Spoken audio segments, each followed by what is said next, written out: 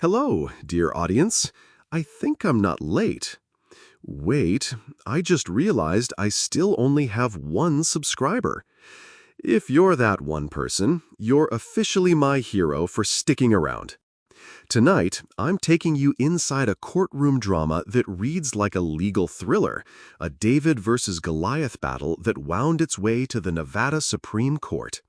The man at the center of this storm is Jonathan Friedrich. He lives in Rancho Bel Air, an upscale, guard-gated development where property lines and neighborhood rules are meant to be clear. But sometimes the paper trail tells a different story. The conflict began with a deceptively small question: was his home actually part of the Rancho Bel Air HOA? Jonathan followed a decades-old paper trail and found that the development was split into two units, created at different times. The recorded deeds and declarations suggested homes in Unit 1, including his, were never officially part of the HOA. Yet, homeowners received letters, and the association collected dues as if everyone belonged. Jonathan paid in good faith until he discovered the letters were not the legal documents he had assumed. When he stopped paying assessments, the HOA sent a foreclosure notice. Imagine being told your home could be taken if you don't pay something you don't legally owe. Many people would fold at that pressure. Jonathan decided to litigate. At trial, the jury sided with Jonathan. They concluded he could not be compelled to pay the HOA assessments and found the HOA guilty of negligent misrepresentation when they collected dues from him.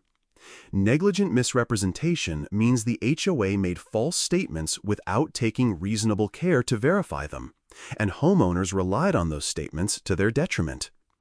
That victory was meaningful, but it was not the end. The HOA appealed, and the dispute traveled up the ladder to the Nevada Supreme Court.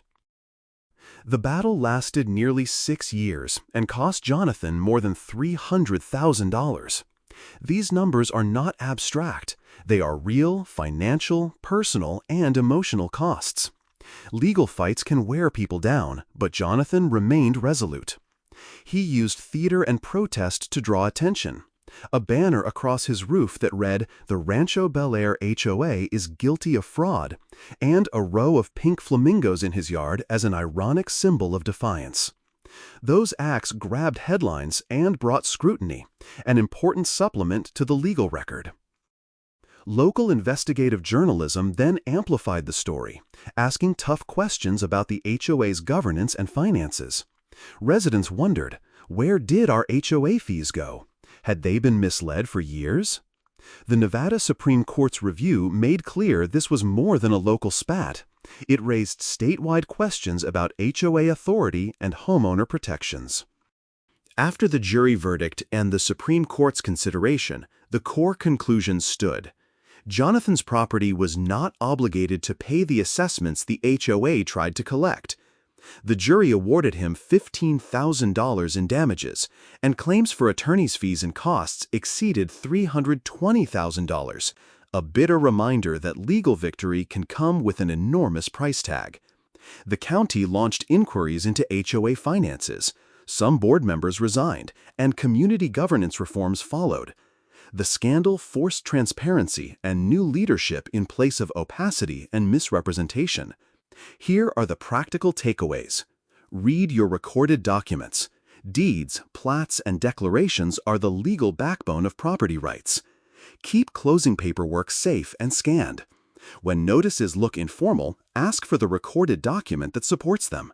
If you suspect misconduct, gather evidence, consult a lawyer experienced in HOA and property law, and consider public reporting to bring transparency. And maybe keep a couple of pink flamingos on standby. They work better than you'd think for local attention. Jonathan's story is a lesson in persistence. He defended a principle that mattered: property rights, truth, and accountability, and he forced a community to confront how it governs. The Nevada Supreme Court's involvement reinforced the broader importance. Recorded law matters, and sloppy governance has consequences. If you're facing an HOA dispute, verify title, document everything, consult counsel, And, if needed, use multiple paths, legal, journalistic, and public pressure, to protect your rights. Thanks for listening. If you found this useful, share it with someone who owns property or is living in a planned community. And to my one subscriber, thank you. Please subscribe if you want more real stories about everyday justice and how ordinary people win when they do the homework.